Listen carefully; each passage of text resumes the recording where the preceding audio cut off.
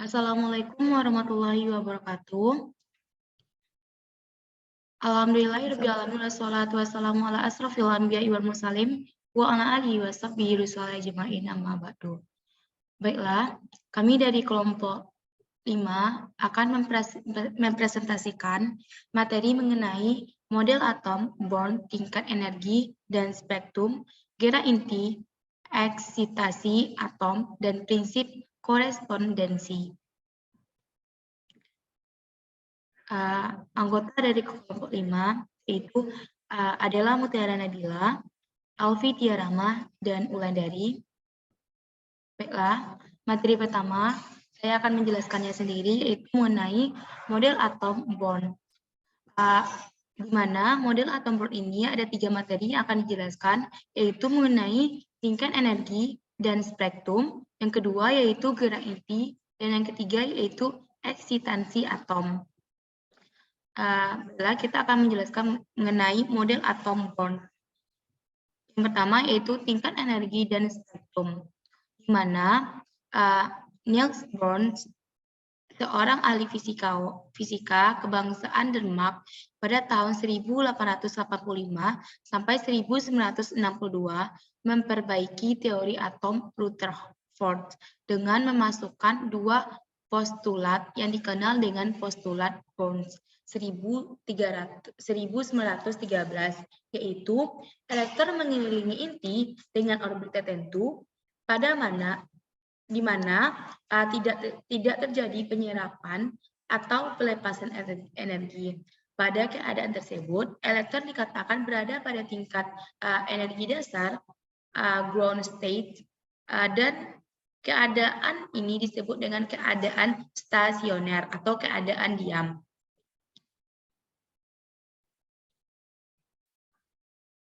Penyerapan energi terjadi bila elektron berpindah ke orbit dengan tingkat energi yang lebih tinggi. Elektron tereksitasi, sedang pelepasan energi terjadi bila elektron berpindah ke orbit dengan tingkat energi yang lebih rendah. Elektron terdeteksitasi, perpindahan elektron dengan demikian melibatkan perubahan tingkat energi yang besarnya memenuhi persamaan Planck, di mana rumusnya itu delta E sama dengan E N dikurang E N kurang 1, di mana H dikali C per lambda, di mana H sama dengan tetapan Planck, yaitu 6,626 dikali 10 pangkat min 34 Joule per det. C itu kecepatan cahaya, di mana nilainya yaitu 2,998 kali 10 pangkat 10 cm per det. Indeks N yaitu tingkat energi dasar Kn, dan lambda yaitu panjang gelombang radiasi yang terlepas yang dilepaskan dalam satuan cm. Pada gambar di bawah nantinya ditunjukkan kedudukan elektron pada orbit dengan tingkat energi yang tentu. Gambarnya itu di sebelah sini. Kedudukan elektron dengan orbit dan tingkat energi tertentu. Semakin jauh orbit elektron dari tingkat semakin tinggi tingkat C energinya. Berdasarkan postulat Bohr tersebut, maka model atom Bohr telah dapat menjelaskan kelemahan teori atom Rutherford, di mana elektron tidak tertarik ke dalam inti karena elektron berada dalam tingkat energi yang tetap, dan dianggap elektron berada dalam tingkat energi yang tetap dan dianggap dalam keadaan stasioner. Disedangkan spektrum atom merupakan spektrum garis karena eksitasi dan deksitasi elektron melibatkan perubahan energi yang tertentu.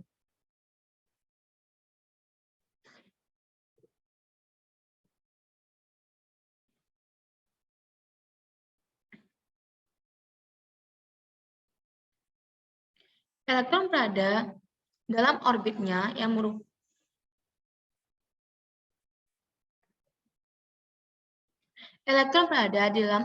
yang merupakan kulit atom di luar inti dengan tingkat energi tertentu. Semakin jauh jarak kulit atom terhadap inti, semakin tinggi tingkat energinya. Karena delta E untuk setiap atom telah tertentu. Sedangkan H dan C juga telah tertentu karena merupakan bilangan tetap. Maka lambda juga mempunyai harga tertentu. Harga lambda tersebut bersesuaian dengan warna garis spektrum atom.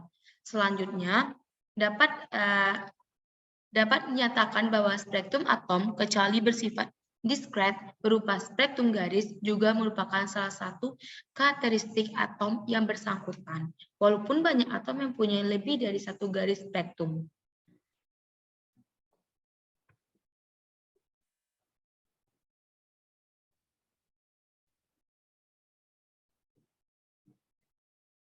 Pada tahun 1913, Neil Bohr mengembangkan model atom hidrogen yang berdasarkan teori atom Rutherford dan teori kuantum Planck. Dalam atom Rutherford pada pasal 4.5 bahwa prinsip-prinsip fisika klasik dijelaskan sebagai kontradiksi dan dengan stabilitas atom hidrogen yang diamati. Elektron dalam atom-atom ini harus berputar di sekitar inti untuk menghindari tertarik padanya. Tetapi mereka juga harus terus-menerus memancarkan radiasi energi elektromagnetik. Elektron mendekati inti dan akhirnya saling menempel. Massa inti mempengaruhi panjang gelombang garis spektral. Yang kedua yaitu massa terinduksi, di mana inti hidrogen sebuah proton dianggap tetap diam, keadaan elektron berputar mengelilinginya. Inti dan elektron berputar di sekeliling pusat massa yang terletak sangat dekat inti dengan inti. Karena massa inti lebih besar dari elektron. Sistem seperti ini ekuivalen dengan partikel tunggal bermassa M yang berputar di sekeliling partikel yang lebih berat. Jika M menyatakan massa elektron dan M massa inti, maka M dinyatakan dengan rumus M aksen sama dengan M kecil dikali M besar per M kecil ditambah dengan M besar, di mana kuantitas M aksen disebut dengan massa terinduksi dari elektron karena harganya lebih kecil dari M. Mungkin itu penjelasan dari saya. Materi selanjutnya akan dijelaskan oleh Adel.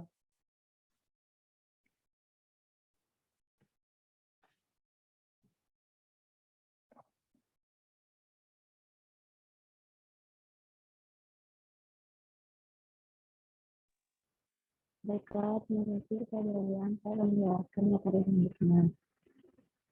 Tingkat energi yang dikorupsi. Untuk memperhitungkan gerak inti dalam atom hidrogen, kita perlu membayangkan bahwa elektronnya diganti oleh partikel yang bermassa M dan bermuatan negatif E. Tingkat energi atom menjadi tingkat energi terkoreksi bagi gerak inti, di mana rumusnya yaitu EM sama dengan M aksen pangkat E pangkat 4 per 8 E0H pangkat 2 1 per N pangkat 2 sama dengan M aksen per M E1 per M2. Karena gerak inti, semua tingkat energi hidrogen berubah dengan pasti, yaitu menjadi M aksen per M sama dengan M per M ditambah M sama dengan 1836 per 1837 sama dengan 0,9945.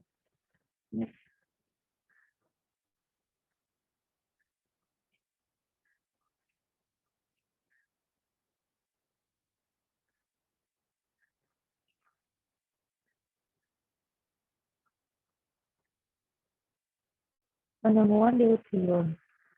Gerak massa terdeduksi memainkan peran penting dalam penemuan deuterium. Isotop hidrogen yang massa atomiknya hampir 2 kali hidrogen yang biasa, karena kehadiran neutron dan proton dalam inti, ketika satu atom hidrogen dalam 6000 merupakan atom deuterium. Karena massa intinya yang lebih besar dari spektral, deuterium berbesar sedikit sepanjang gelombang kecil dibandingkan dengan garis yang bersesuaikan dalam spektral hidrogen biasa. Garis HA dari deuterium ditimbulkan oleh transisi dari tingkat energi dengan N sama dengan 3 ke N sama dengan 2. Jadi panjang gelombang 656,1 mm. Sedangkan garis hidrogen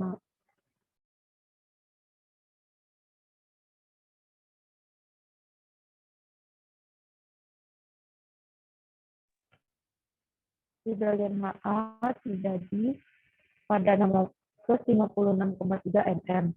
Perbedaan kecil dalam panjang gelombang ini merupakan faktor penting dalam identifikasi deuterium dalam tahun 1932. Next.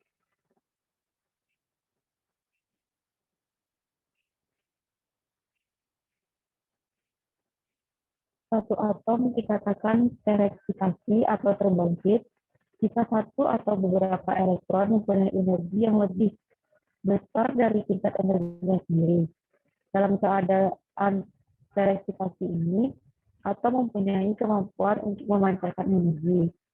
Selama memancarkan energi, elektron itu kembali ke lintasan semula. Ada dua cara untuk mengeksitasi atom, yaitu atom itu bertemu dengan atom lain. Sebagian energi kinetik atom itu berubah menjadi energi elektron, sehingga tereksitasi kemudian dipancarkan lagi sebagai foton. Eksitasi semacam ini terjadi dalam pipa Geisler. Di dalam pipa itu, elektron-elektron dan ion-ion dipercepat sehingga pada saat terjadi pertumbukan, timbul energi eksitasi yang dipancarkan lagi sebagai cahaya. Next.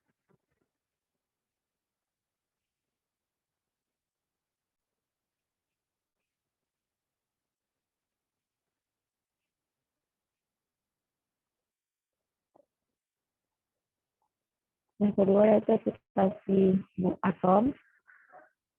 Atom itu dijatuhi foton yang energinya cukup untuk memindahkan elektron ke lintasan yang tingkat energinya lebih besar.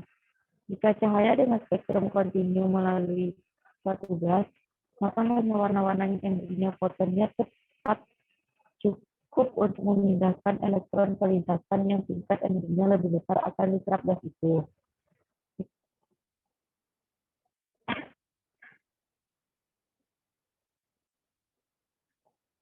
Energi eksitasi itu segera dipancarkan lagi oleh gas itu, tetapi ke segala arah. Sehingga di dalam spektrum disebut spektrum absorpsi, garis-garis gelap atau garis-garis absorpsi pada spektrum matahari disebut garis-garis.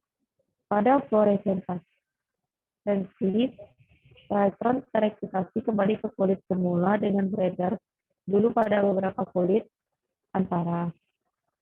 Sedang jika antara saat mulai tereksitasi dan saat kembalinya ada jarak waktu yang agak lama, peristiwanya dinamakan fosforesensi.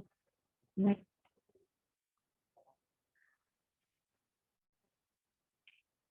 Energi eksitasi itu sudah dipancarkan lagi oleh gas itu, tetapi ke segala arah.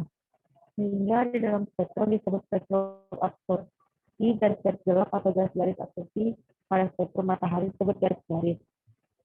Pada fluoresensi, elektron tereksitasi kembali ke kulit semula dengan beredar dulu pada beberapa kulit antara. Sedang jika antara saat mulai tereksitasi dan saat kembalinya ada jarak waktu yang agak lama, peristiwanya dinamakan fosforesensi. Next.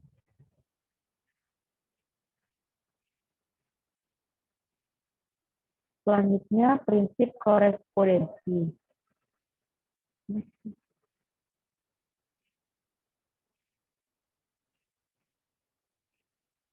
Prinsip korespondensi. Lebih besar bilangan kuantum, maka akan lebih dekat pula fisika kuantum pada fisika klasik. Pada prinsip fisika kuantum tersebut berbeda dengan fisika klasik dalam dunia mikroskopik yang terletak di luar jangkauan indera manusia. Namun, eksperimen menunjukkan bahwa fisika klasik berlaku. Syarat pokok ini dipenuhi oleh teori relativitas, teori kuantum radiasi, dan teori gelombang materi. Maka syarat ini dipenuhi oleh teori atom Bohr, Pada model Bohr, memungkinkan untuk menghitung panjang gelombang dari berbagai transisi dalam atom hidrogen yang kesesuaiannya dengan panjang gelombang yang dapat diamati dalam berbagai spektrum pancar dan selap.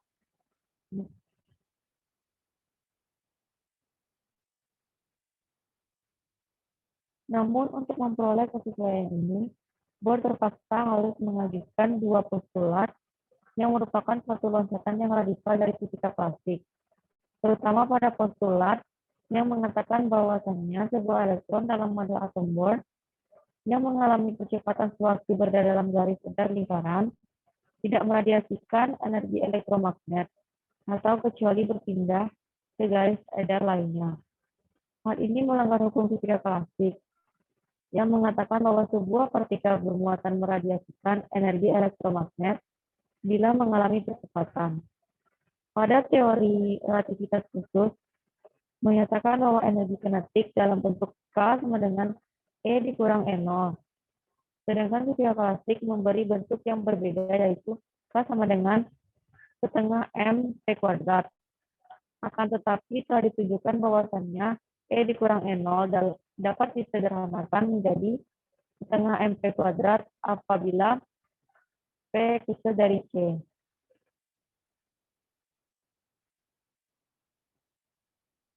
Jadi, kedua pernyataan ini sebenarnya tidaklah terlalu berbeda, di mana yang satu merupakan hal khusus dari yang lainnya.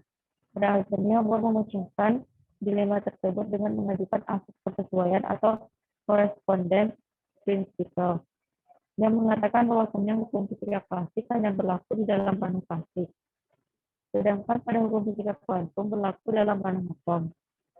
Pada ranah di mana keduanya bertumpang tindih, kedua himpunan hukum fisika itu harus memberikan hasil yang sama.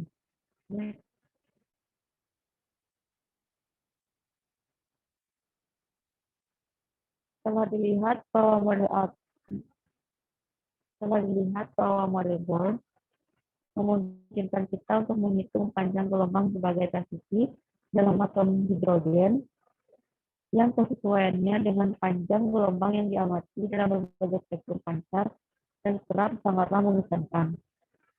Namun, untuk memperoleh kesesuaian ini, Bohr terpaksa harus mengajukan dua postulat yang merupakan suatu loncatan yang radikal dari fisika klasik, terutama postulat yang mengatakan bahwa sebuah elektron dalam model atom Bohr yang mengalami percepatan sewaktu berada dalam garis edar lingkaran tidak meradiasikan energi elektromagnet atau kecuali ia berpindah ke garis edar lainnya. Ini melanggar hukum fisika klasik yang mengatakan bahwa sebuah partikel bermuatan meradiasikan energi elektromagnet bila mengalami percepatan. Perhatikan bahwa di sini, jika kita melakukan suatu hal yang sangat berbeda dari yang kita lakukan dalam kajian mengenai teori relativitas khusus, teori relativitas khusus menyatakan bahwa energi kinetik dalam bentuk K sama dengan E dikurang E0, sedangkan fisika klasik memberi bentuk yang berbeda, K sama dengan setengah MP kuadrat. Tetapi telah ditunjukkan bahwa E dikurang E0 tersederhanakan menjadi setengah MP kuadrat apabila F kecil dari C.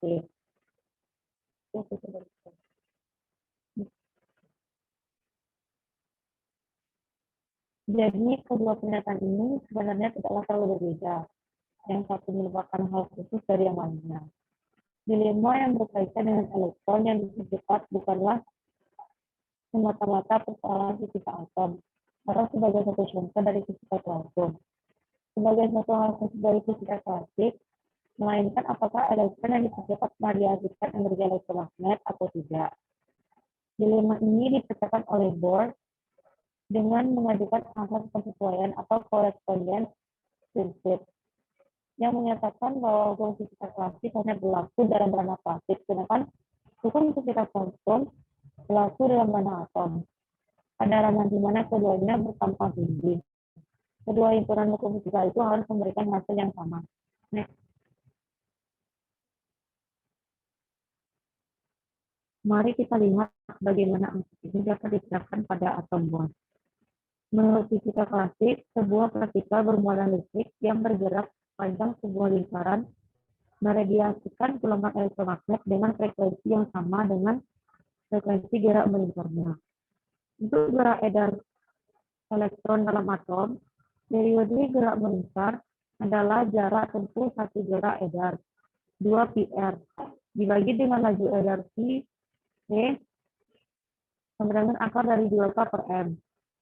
Dengan K adalah energi kinetik, maka T sama dengan 2 πr per akar dari 2K per M, sama dengan πr dikali dengan akar dari 2M dikali dengan akar 8pi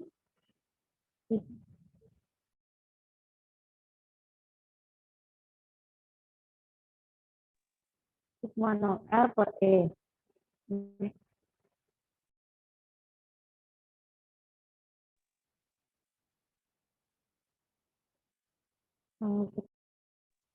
Penjelasan dari saya kembalikan kepada moderator.